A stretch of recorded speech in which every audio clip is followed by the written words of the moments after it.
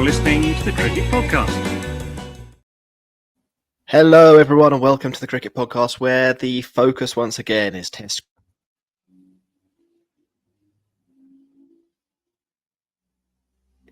Between being the best team to ever walk the planet and being an absolute shambles, currently they're hitting the best team to walk the face of the earth pretty hard.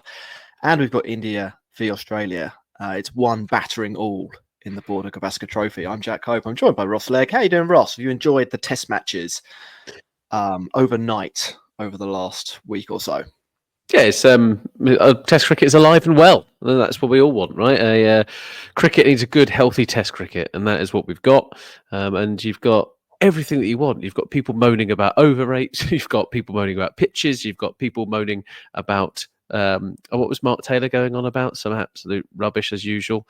So it's great. And you've also got McSweeney coming out and saying, I'm going to land a few blows on Jasprit Bumrah. And you're just like, mate, just keep your mouth shut.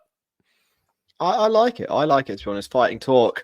We will also have Ross's rundown of the World Test Championship table, where he'll go into detail, talk about all the permutations. That will be a 25-minute special in part 3, so do stick around for that. We'll probably start with England v New Zealand, or New Zealand v England, to give the Kiwis full respect. But before we do that, we should give a shout out to ourselves once again, as we've been nominated for the Sports Podcast Awards, Cricket Podcast of the Year 2024. Get your votes in. You can either do that using Google. I'd recommend, I think, using a non-mobile device for this. I think the user interface voting on mobile is kind of tricky to handle. So fire up your laptop or your desktop. Maybe a smart television. I think you'd have more luck on a smart TV than a mobile. Navigate to the Cricket Podcast section and stick your vote in for us. And I think we'll put a link up to it in the show notes as well. So you can just click that and go direct. Ross, New Zealand v England. I did the summaries last time, so I'm going to put you on the spot here. Okay. You're going to play the role of Max Rowe-Brown. And he's back in 3 days, so we don't have to put up with ourselves meandering through these scorecards any longer. A month off. The big man back from Vietnam. Yeah, that's what you get, right? He's always on holiday, that bloke. Flexi time. It takes full advantage. Well, it all happened in a bit of a blur to start with. England came out. Obviously, Zach Crawley hit no runs. Ben Duckett hit no runs. And unfortunately, England subsided really quite quickly to 43 for 4.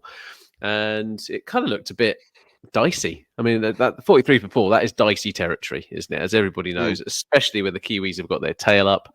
And it was, a cool, calm, serene game from then on for England. Harry Brook decided to be the generational talent that he was, or that he is. 123 for him. Ollie Pope has even started hitting runs as well, after moving down from number 3 to number 6 to take on the gloves.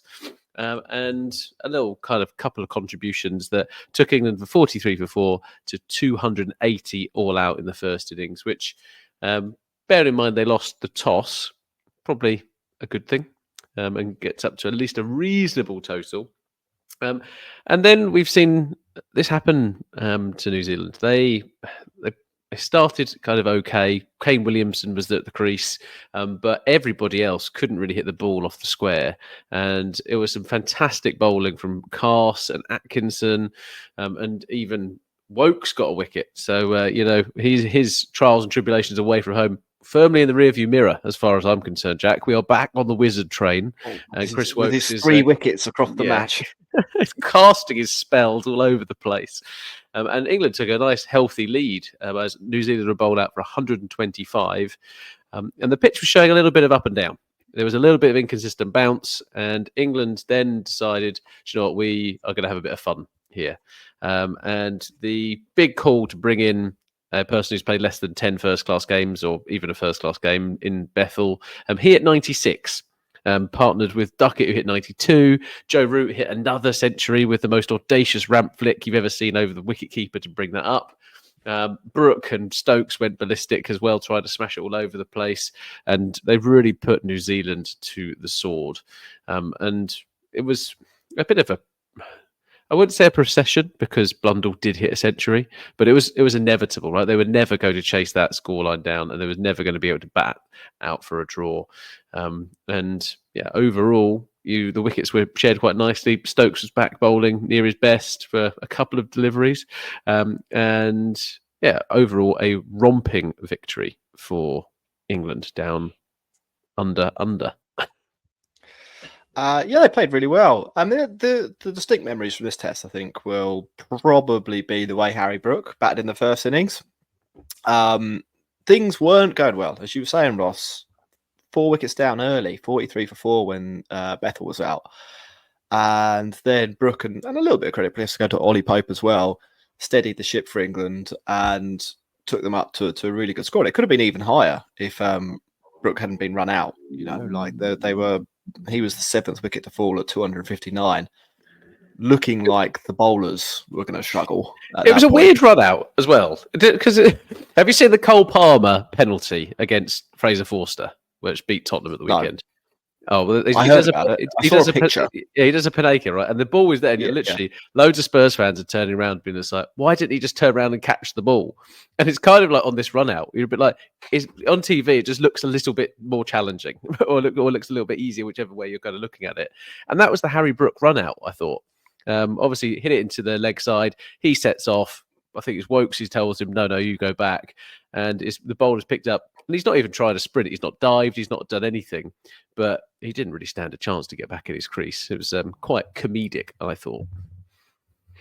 Yeah, and a little bit of an unfortunate way to end a really good innings. And I think the innings that he himself said was his best for England. But there's quite a collection now of quite good Harry Brook innings. So for the man himself to rate that as the highest tells you, I think, how special this one was. And I think if you were splitting hairs with Brook, you'd say he's mainly done it on flat pitches. This wasn't the case. The ball was moving. The team's 43 for 4. You really need a big one from your big man. He comes in, delivers the goods, and then at the end of the game, Joe Root says he's the best batter in the world, and then the ICC say he's the best batter in the world, which are the two most important opinions, I think. When you've got the best actual batter and the governing body that mainly exists to make loads of money and shaft Pakistan, both agreeing that Harry Brook is the best player in the world. So that was memory number one. The second memory was quite sweet for us, Ross, because we were in the pub celebrating a Kiwi from our cricket team's 30th birthday. Big cricket fan, Joel. I forgot to mention the hat trick, didn't I? I forgot. Yeah. Jesus. And Gus Atkinson wraps up the innings with a hat trick. So happy birthday, Joel. You'll remember your 30th birthday forever, I'm sure. As will everyone else who was in the pub, all cheering along as your cricket team was bowled out for 125, courtesy of Gus Atkinson. And look, I know it was 9-10 Jack for 8-9. Well, maybe it is 9-10 Jack. I don't know. Who did he get out? Yeah, 9. It is 9-10 Jack. That works. But the whole wickets thing confused me there. That he does get out for the hat trick, but it was a pretty good one. I would say, there's a stylish hat trick to pull off. What did you make of the hat trick? Did you enjoy it? Everyone enjoys a hat trick. So it's a dumb question, but it's just sometimes it's good bowling, right? Sometimes you literally turn around and you bounced a couple of people out and people are having a bit of a swing. Here, they're genuine cricket wickets, right? So for the purists who are watching Test cricket in its purest form, we couldn't help but celebrate, right? There was half the pub who weren't watching it, but we were just going but bonkers. And Gus Atkinson, he is flying in an England shirt. And regardless of what you say, I still think that actually Smith, Henry and Southey aren't the worst 9, 10, 11 in cricket either. So they are still decent wickets to pick up, I think. No, they're not. They're not terrible. Tim Southey's 6 watch. He didn't hit any in this game, so the 100. If he's going to bring it up, he's going to have to hit 4 in the final test. It was good. I really enjoyed the hat trick. When the LBW happened, I was jumping up and down, going, "That is out. That is fucking out." And then the umpire gave it, and it was kind of bedlam. It was a moment of cathartic joy in what ultimately, in the scheme of the all important World Test Championship, was a little bit of a meaningless context, but didn't have contest. Root's 36th century. Where do you rate that in Um, all 36? I want a full rundown of all 36 centuries here. not And even in the top. this one. Not even genuinely. Not even in the top 30. Oh, right. Wow. I think the That's what we're platform. going with, is it? The platform ultimately had been set, right? Duckett and Bethel said it. Joe Root, this was like one of the bits where he must absolutely just love going out to bat in that situation. Be like, yeah, you're not really going to get me out today. I'm going to hit a century. No, it was just a proper, just a man who was completely in control of his craft, and then got to the point where he was kind of taking the piss a little bit, and New Zealand kind of knew they were beat. So yeah, I reckon for this Joe Root, maybe like 25, maybe something like that. Okay. But Fair yeah, enough. certainly not in the top 15, 20, I don't think, for me. Fair enough. Well, the other story from England's second innings anyway was Jacob Bethel not getting his first century, 96 out, his highest score in first class cricket. Ross, you did him a little bit of a dirty. Said not even 10 first class matches. He's played 22. Oh, sorry. Yeah, this is an interesting one though, wasn't it? Like because he bats. We've seen him. Look, I know it's only 4 times now, but he's under a little bit of pressure.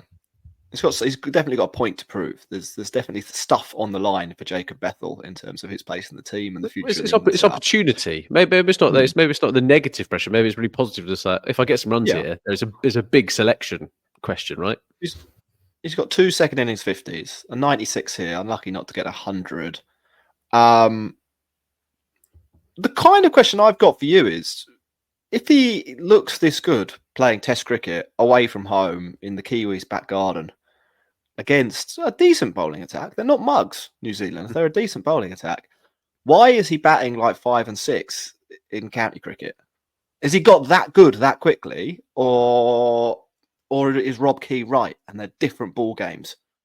I do think they are different ball games. I do think there's also the part around like there's within some of the counties, like there's people there who aren't going to go and play for like England and all this kind of stuff. And actually, there is a bit of I could be doing it disservice here, but there's a bit of an old guard in some teams, and there's a bit of just like, no, this is the way in which we're going to win this county championship, right? And that's the right way for, say, Warwickshire to be going around about their business, in my opinion. Like, there's a lot of conversation around, oh, well, they should be doing what's right for England. It's just like, well, would Warwickshire fans completely agree with that, or whoever he plays for? And you're kind of in that space of going, well, it's a fine balancing act. And he's got an opportunity here. He played a lot of one-day cricket for England and was taking his opportunity. So, yeah, I'm not sure it's a negative on the county championship. I just think that there's going to be competing priorities, and the development of a 21-year-old versus being in the title hunt or avoiding relegation or whatever might not be number one priority on their list. And whether that's right or wrong from an England fan's point of view, yeah, it's up to the county, I suppose. It's uncharacteristically diplomatic, I would say. maybe disappointingly diplomatic.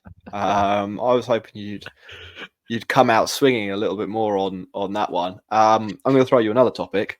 Okay. Zach Crawley, 2024, 669 runs, averaging 29. No hundreds for Zach Crawley. Jeffrey Boycott, he's got his knives out. He says England can't keep waiting for him. Where do you stand? Are you with Boycott on this one? I don't think I'll ever stand with Boycott in anything because, the guy is just a morose individual. But when it comes to Zach Crawley, it's such an enigma. It is absolutely ridiculous. Like he was one of the worst cricketers, one of the worst batters, in fact, in world cricket for a while, right? He literally, that England kept with him. Then he was great during the Ashes, which, England fans just care about. And it's the only thing that's really important to England fans. And now he's struggled a little bit. This team has gone through a lot of loyalty, I think it's probably fair to say.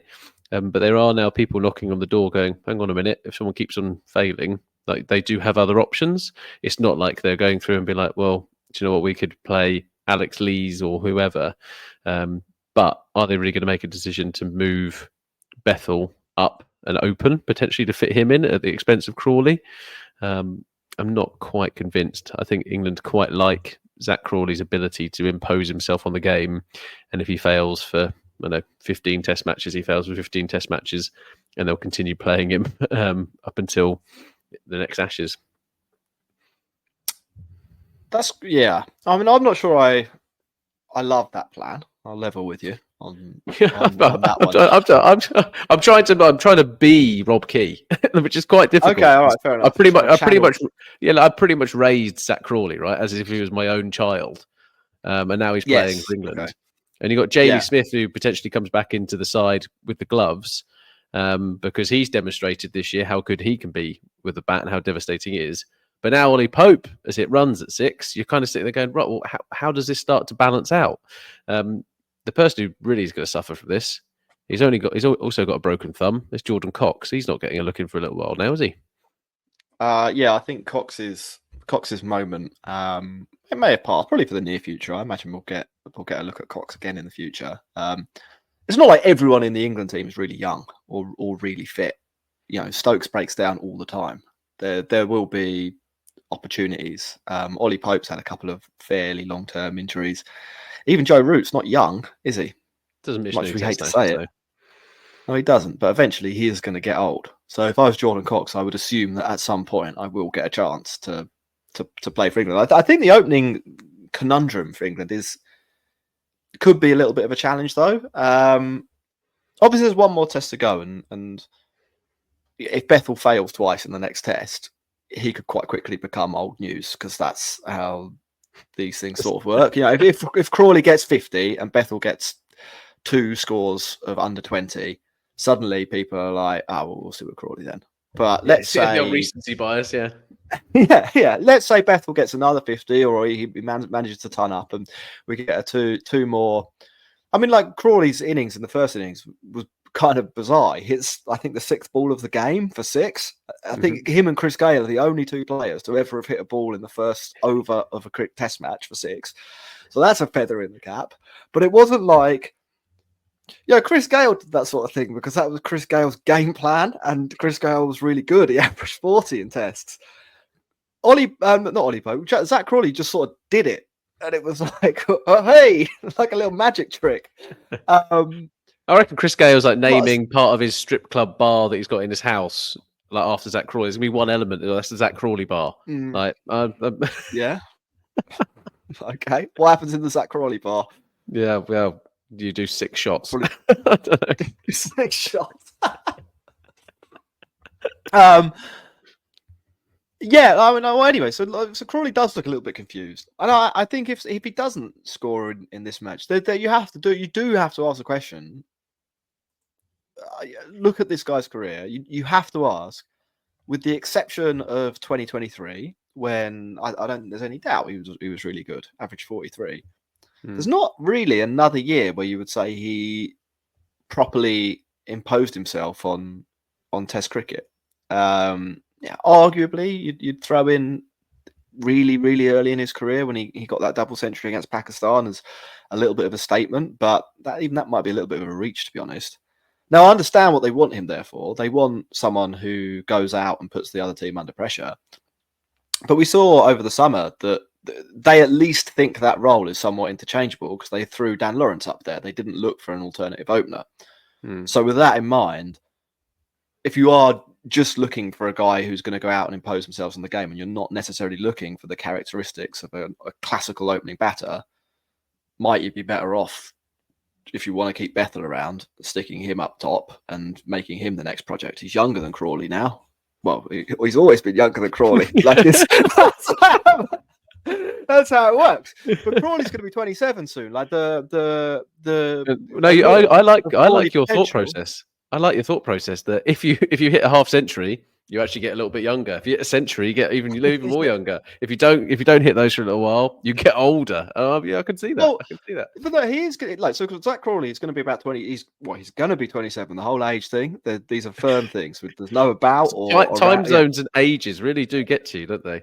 Yeah. So he's going to be 27 soon. At some point, you have to say, right, well, you've got to be cashing in some of this potential. You can. You can have a little bit more rope, I think, if you are picked on your potential, but that has to be realised. And averaging 29 over 15 test matches in a calendar year, averaging 24 at home in that time. Yeah, I don't know if that is realising potential Well, but I know what I do know. I know You even do know more than that's I know yeah. about ages that is not realizing potential. So why not pick the 21-year-old who'll bash it around instead?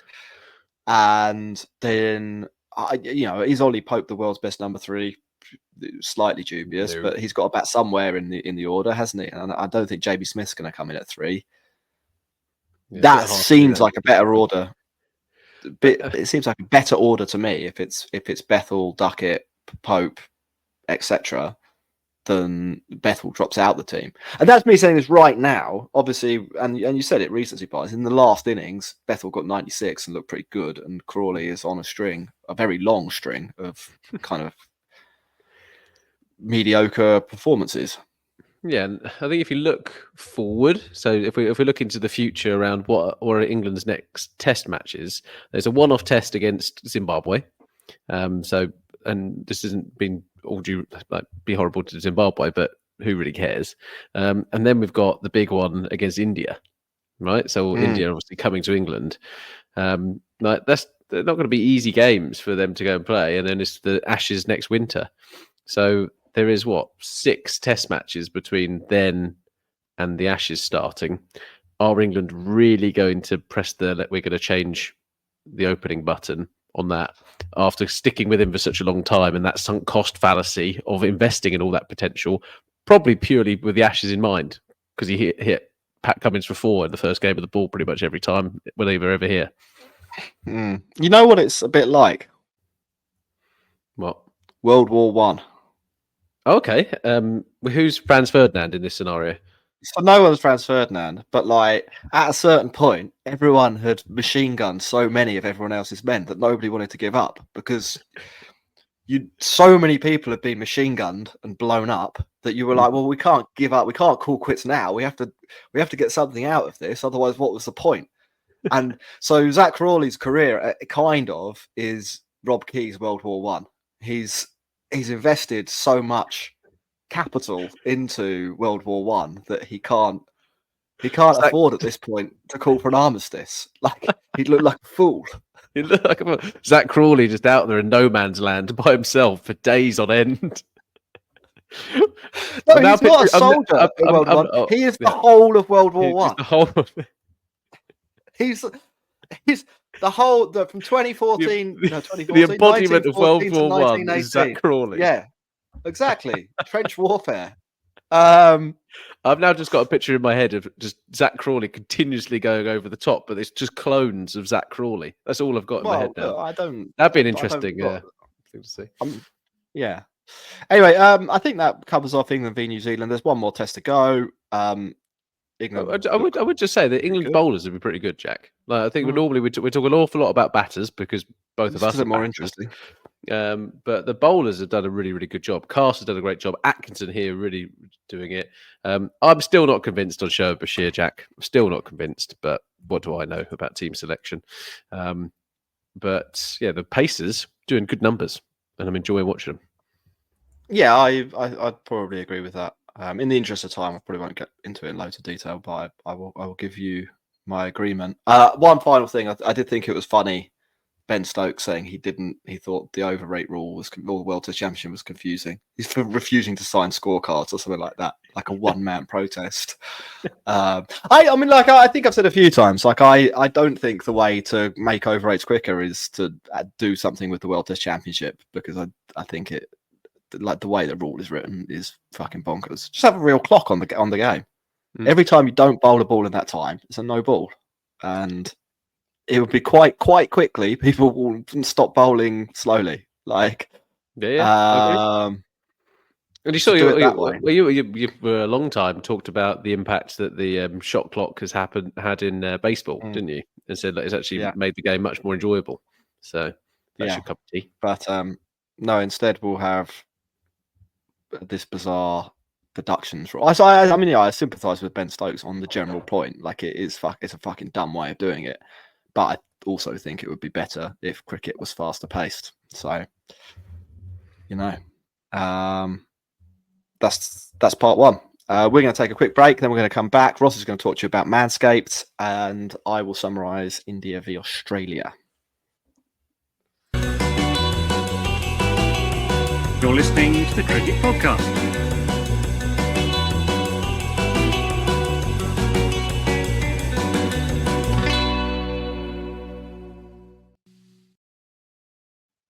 Welcome back, everyone, to the Cricket Podcast. Ross, I promised Manscaped you're going to deliver some Manscaped live demonstration on air.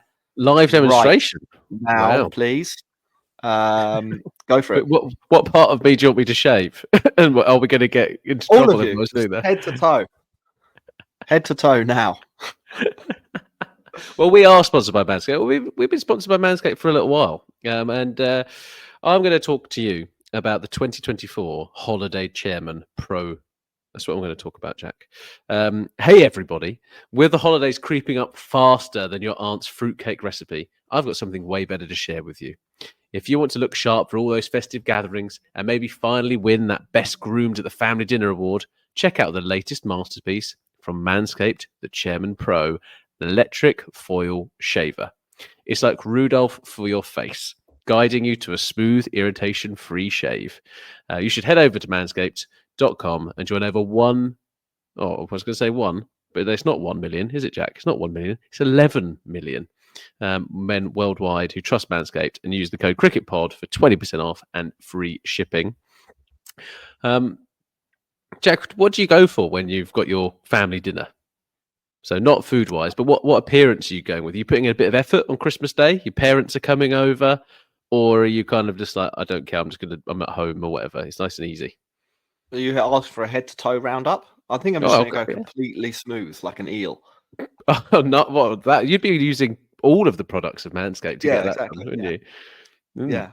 Eyebrows. And I know that I would be able to pull it off because I've got Manscaped stuff and I've used it and it is good. And if I do execute Project Eel on Christmas Day, then I have the tools in my toolbox. Thanks to Manscaped. Literally, I would love to see you looking like John Joe Shelby. I would really enjoy that. So, but anyway, well, you can get the Chairman Pro today. Do full eel, but you can experience this is a smooth shave that you deserve. So get 20% off and free shipping using code the CricketPod and on manscaped.com. Yep, manscaped.com, code CricketPod, 20% off plus free shipping. Here's what happened in the test match. Under lights, India, they won the toss and decided to bat. And I think this was a mistake because first ball of the game, Jaiswal was out. I think had they known that was about to happen, they wouldn't have done what they did. They had a little rebuild, got up to 69. Hey, giggity. But look, it's Manscaped. We're in the Manscaped. It's a Manscaped vibe, and that's we're not the Family Guy. We're not the Family Guy joke vibe, though, are we? Come on. Is Family Guy still a thing?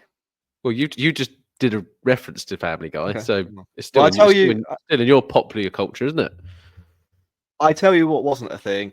Any semblance of resistance in the rest of the innings, really. 69 for 2, quickly became 77 for 3. Kohli was out. Australians love it when Kohli's out.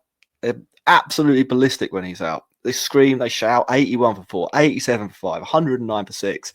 And then they managed to scratch together 180 to India. But you felt like that probably wouldn't be enough. And actually, on the last pod, we said if Australia keep bowling them out for under 200 in the first innings, they'll probably do quite well in this series. And they did here. They did here. Despite Khawaja falling, McSweeney and Labuschagne dug in to get them to the end of day one, which is about halfway through the test match, believe it or not. And that set up Australia pretty well for day two. And although you probably have to give a little bit of credit to the Indian bowlers, Bumrah especially, for taking wickets. That battle that McSweeney and Labuschagne put in to set up day two, I think, made a really big difference. And eventually it led to Travis Head doing Travis Head stuff, smacking people all around the ground, saying allegedly well bowled to Mohammad Siraj, who gave him a big send-off, which always looks good when the guy's 140 off 141 balls and you are, let me just check the notes here. Yeah, that's right, 130 runs behind in the test match. Good work, Siraj. Also a great Siraj moment. A man with a beer snake interrupted Labuschagne, who held the game up. So Siraj just lobbed the ball at the stumps, just threw him. Terrible, like a really terrible throw. Yeah, it's like a yard away. Yeah, what are you doing, mate? I like it. I do like the Siraj energy. Yeah, you want to see someone really. It's like Poundland Kohli, though, isn't he? Like, you want Kohli's Yeah. aggression, but it literally like is budget Kohli. It is budget Kohli. It was budget Kohli is a good way of putting it. It all wraps up 337 all out Australia. It's a pretty big lead, and India, got to say, a little bit meek when it came to the reply. I know it's a lively wicket, pink ball going all over the place. Starc bowling as well as he ever has done. Scott Boland, hitting the mark time and again. Pat Cummins, he joins the party in the second innings. I know it's difficult, but I don't know. I expected a little bit more, maybe. Great. I have to say in this match, there was some great Starc bowling, and I think possibly the highlight of the entire match is Shubman Gill, middle stump flattened by a massive booming in swinger. And I get on the one hand, I'm saying like this guy's bowling really well, ball's going over there, booming in swinger. But I'm also like, use the stick, lads. Use the fucking stick.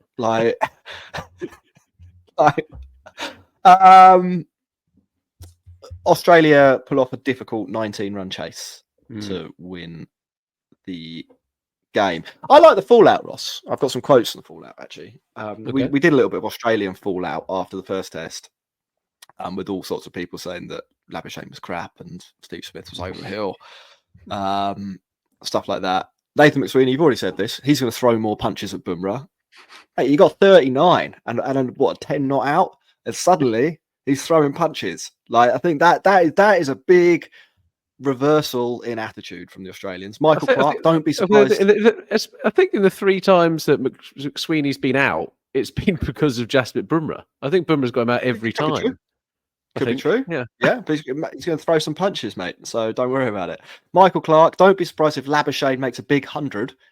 Labuschagne was in the park with his mates 5 days ago practicing because he'd forgotten how to bat. And now he's on for a big 100. On the other hand, Mohammed Kaif, never seen a team with one bowler. He says, that's right. Forget Siraj's fourther. No, they don't count. Bumrah is the only bowler. And if he goes down, India are going to be, chopped. I kind of get that one. Bumrah is clearly the best bowler. He's head and shoulders above everyone else. And if he is injured, it probably is series over. But Ashwin has the small matter of 500 wickets. He was in the team. Wasn't a total one-man show. Akash Chopra, he's always the voice of reason. Akash Chopra, when he comes in, it's an opinion worth listening to. Rohit's captaincy. Let's call a spade a spade. Whenever anyone says that, it's going to be followed with a statement that's potentially questionable. He had a big pop at the captaincy after that, basically insinuating that Rohit, he was too defensive and he allowed the match to drift. It's quite hard to stop the match drifting when you only score 180 runs in the first innings. And I'd say maybe as well in that spell where Labuschagne and McSweeney batted well on day one, they literally didn't bowl a ball at the stumps. Like Rohit's somewhat culpable in that. He could shout something like "bowl at the stumps," but maybe he didn't. Maybe that's what let it drift means. But also, you've got to have a little bit of sympathy for Rohit there when your bowlers don't bowl very well and you've only got 180 runs. Ross, lots happened. Good test match, I thought. It was a very short test match. As all these day-nighters seem to be, right, with the pink ball. I kind of think they should be 3 innings. That'd be quite a nice change. But I thought they made a big mistake, as you said, bowling and batting first anyway. And Rohit Sharma, I don't want to be sitting here agreeing with Akash Chopra, but it was why didn't he open? Like, you are the captain of the team. Like, you've not played in the first test match. What Border Gavaskar said. Yeah, literally just like, with me and Sonny 2 G. for 1. Yeah, 2 for 1. But you are the captain. You are the captain now, Rohit Sharma, and KL Rahul, and can just be KL Rahul's like your utility player. He's like a good John O'Shea. Like, what you need is to be like, you'll go back and you bat in the middle. Like, I just thought it was such a poor move, and like, if you show any weakness to Australia, and I think this was a sign of weakness from Rohit Sharma, then they were going to pounce on it. And I think it set the wrong tone for the game. You should lead from the front if you're an opening batter and you're the captain of India. I thought it was a dereliction of duty, Jack. That's how far I'll go. They're fighting words, Ross. I said it at the preview. I said it at the preview. I said this would be a massive mistake. And look, podcast of the year 2024. I think we're going to be right, Jack. I think we were right about quite a lot on this. We both sort of said that Australia were massively overreacting to a one-off defeat.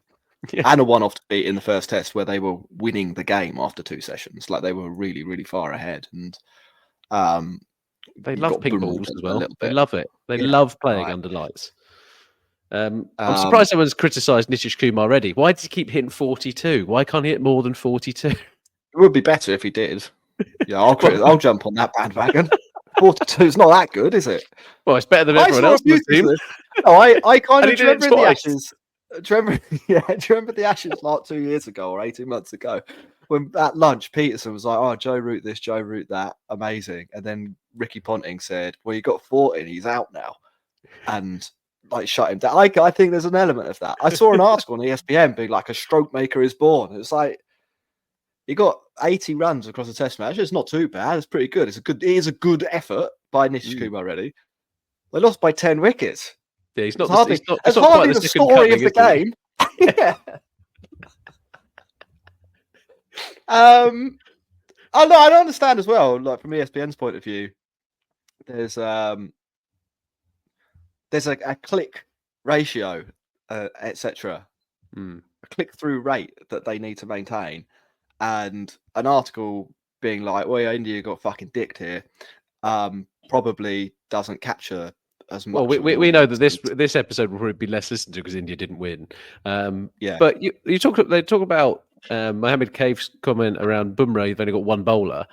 If you look at the Australian bowling lineup, it doesn't scream like world domination, does it? Like Starc had a great day, a really, really good day. Cummins is obviously a great bowler, but Scott Boland has been pumped around the park before. Mitchell Marsh had to bowl some of the other overs. It wasn't like, and Gary didn't have to bowl too many either because they obviously took some wickets. But again, it's quite a balanced game, I think. So unfortunately for them, Travis Head is absolutely amazing at cricket. So. Yeah, well, let's talk Head because he is the story. We've done all the outrageous quotes. I've seen people talking, and this is maybe a good place to start. I've seen people talking and saying he is the best all-format batter in world cricket. Let's start there, and then we'll drill down into this innings. Do you agree? Do you disagree? Who else is in the conversation? Oh, that is a good question. He's definitely up there. Jaiswal probably in the conversation at the moment. Top 5, maybe. Like I give you props to that. He's pretty good. I'm trying to think. Obviously, Babar Azam. Yeah, goes without saying. I was looking at Dan Weston's Twitter earlier, and some people like trying to argue against him that Babar Azam and Mohammed Rizwan's approach to T20 cricket is still brilliant. It's just like, mate, you're not going to win that argument. England-wise, Harry Brook is pretty bloody good, but T20, I'm not. He's done a couple of good things in T20 cricket. Obviously, got the IPL century and done okay in some cases. So Harry Brook's probably in there, but not quite at the same level. Joe Root, Ben Stokes, no. South Africa-wise, Klaasen doesn't really play Test cricket, and you're not going to pick Aidan Markram. Sri Lanka might have a couple, but again, they're not world domination. So there's not too many to choose from on the all-format front. It sounds quite a big statement. This is what I thought when I saw it. I was like, that's a bold statement. Say anyone is the best at anything. And then I thought about it, and I was like, there's only about 5 guys who play all of them. 2 of them are Rizwan and Babar.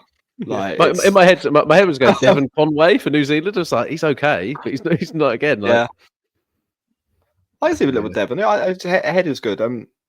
We were playing. He's just so brutal, isn't he? He's just so brutal. That's what I think. That's what I literally like.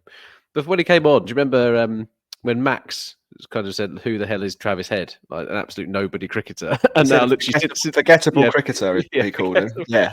And since that moment, he's had an astronomical rise in how brilliant this bloke is.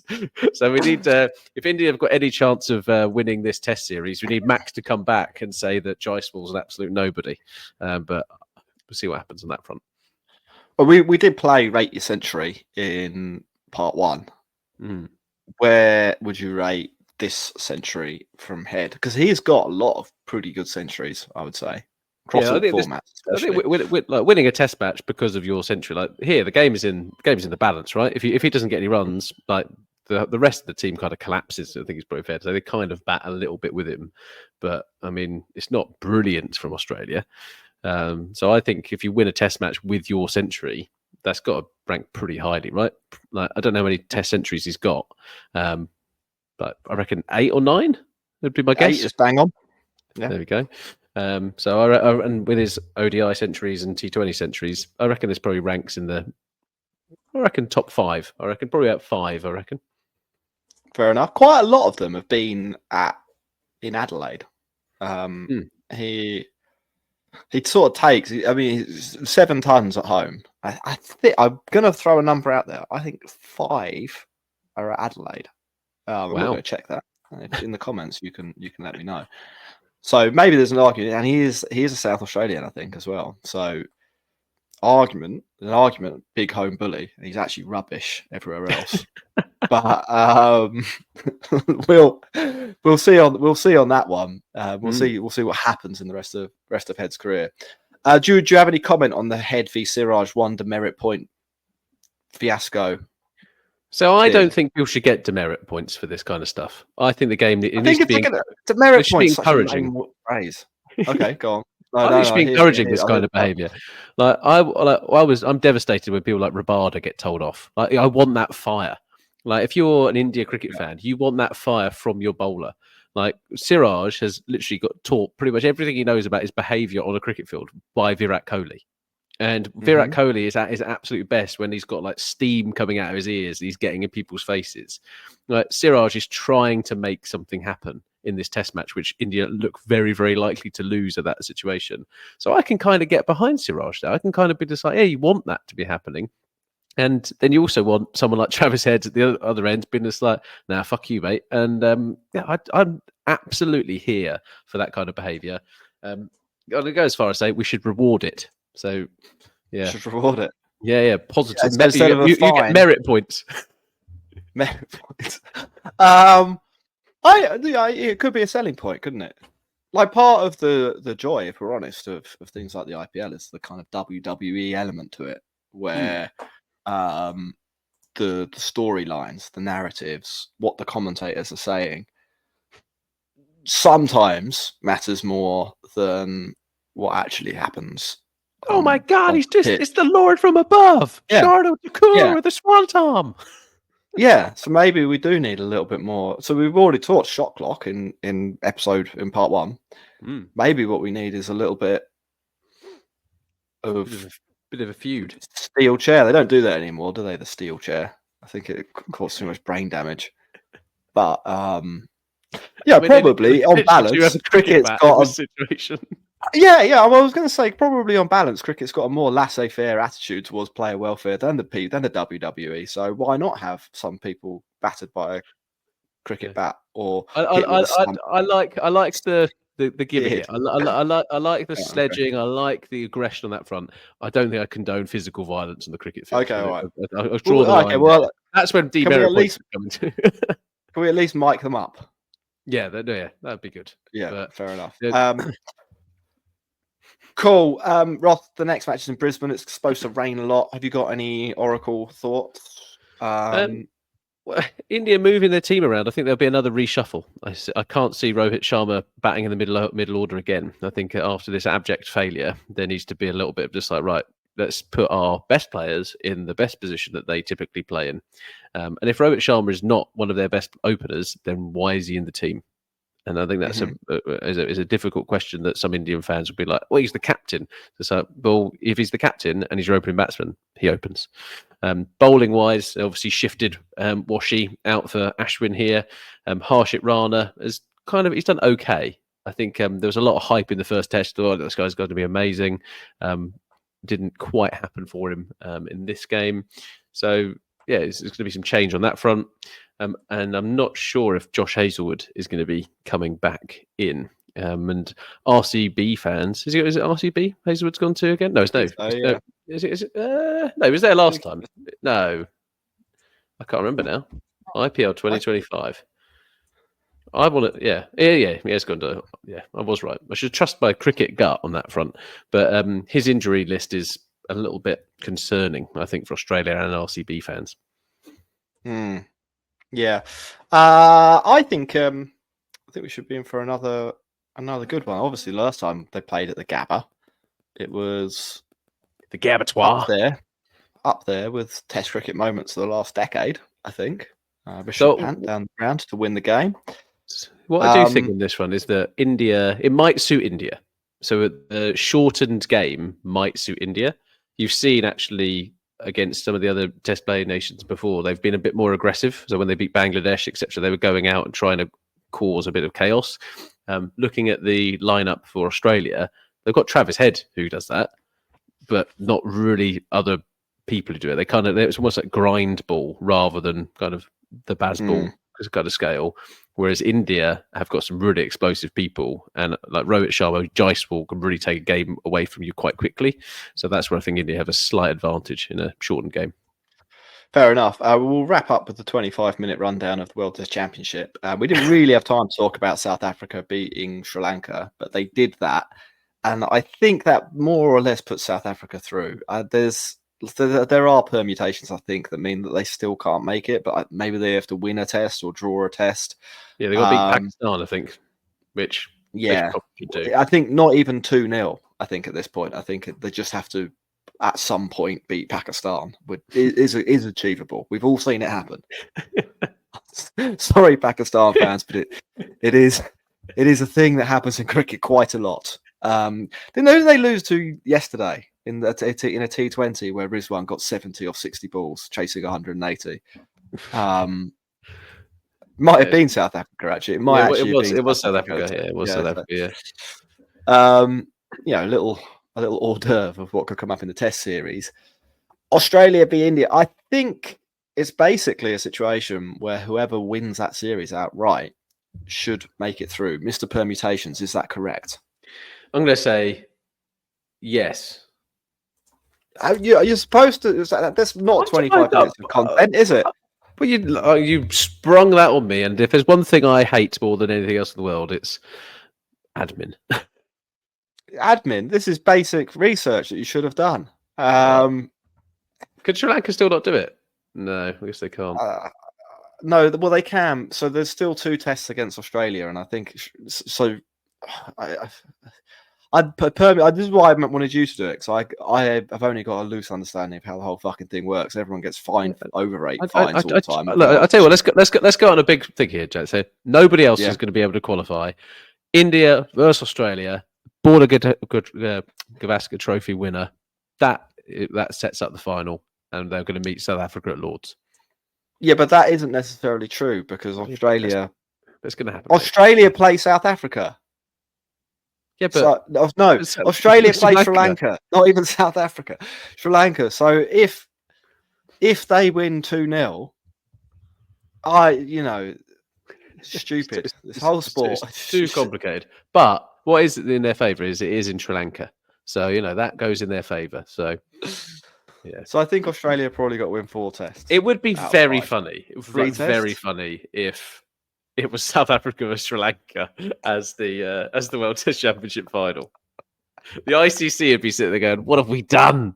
What have we done? Why can't we have? I mean, I'm serious. Why can't we have a normal tournament?" I know that we've reached the end of this cycle and it is exciting, and I'm roughly aware that Australia v India is the big one, and that whoever wins that is likely to qualify. But why can it not be just a bit clearer? Why is it like, okay, now we have to get our calculators out, and what happens if there's a over 8 deduction here, or a pitch deduction there, or a rain off in this scenario? How does a tie impact things? I just want to know how many tests do these teams need to win. And I'm sure it's out there, but why is it not on the ICC website or anything? And just say, like a normal cricket fan, we run a cricket podcast and we have no fucking idea how it actually kind of comes together. I mean, a normal cricket fan is just like, yeah, no, I kind of agree with Ben Stokes. This is all a bit too complicated. Like, they do not help themselves. So, anyway, this has been the Cricket Podcast. Thank you very much for listening. We are sponsored by Manscaped. Go to manscaped.com and use code CricketPod for 20% off and free shipping. Turn yourself into a nice shaved eel like Jack is going to for Christmas. And if you want to buy your other half, your friends, or recommend a Christmas present, then you should give them our Patreon. So go to patreon.com/cricketpod and get involved. We have had a mock IPL auction that completely took over our lives. And when Max comes back from his honeymoon, he's going to be judging those teams. And Jack, if I'm perfectly honest, I reckon I'll probably be like 6 out of the 10. I reckon I've won that, by the way. Yeah? I can't see how I have. Yeah. And for people who don't know, I got Rishabh Pant and Arshdeep, first 2 buys, and it only cost me 64 crore to buy the duo. I've just tried to find this, Frost, as a final thing. Someone has done a write-up of this. There's like 11 scenarios. Scenario 5, if India lose the Border Gavaskar trophy by a 2-3 scenario, they can qualify if it's 0-0 between Sri Lanka and Australia and 1-1 Pakistan v South Africa. This is honestly, so that's the level of permutation. Boring. It's so boring. That's the level of permutation. I just want to know. Do it by series or something. Surely, if you just did it by series, it would be like, well, if they win the final series, they get the 3 points they need. Yeah. Well, why is it done by tests? It's absolutely ridiculous. Well, yeah, this is also the part of like, don't have like one team playing 2 tests against one nation and then another playing 5, and that kind of it's just stupid. Just be like, right, every team you play 3 test matches. That's what you go and do. Crack on. But yeah, well, then you upset all the people who want a 5 test Ashes series, Ross. Yeah, well, there's always special occasions for the big teams. Come on. You've just undermined yourself, you fucking idiot. Right, welcome to be. Like, I'm perfectly qualified to be an ICC administrator. That's what I've just demonstrated there. I don't think you're anywhere near greedy enough, and you're pretty greedy. But am I? I think I'm quite generous. Yeah, not on. I mean, relative to the ICC, you're pretty generous, but like. Relative to Jesus or someone actually generous, then, right, yeah. I don't know. Would you say you were generous compared to Jesus? Did Jesus exist? Yes, there's written evidence of Jesus existing. Yeah. Is there written evidence of his generosity? Yeah, there's a whole book about it. I reckon I'm closer. I'm closer to Jesus than I am to the ICC greed. That's what I reckon. I think that's a good way to end the podcast. Anyway, goodbye. Max will be really good for permutations. So if you want to know permutations, Max he's the rules guy. Back in 3 days. Rules, stats man Max. He'll come back and he'll sort it out. Goodbye.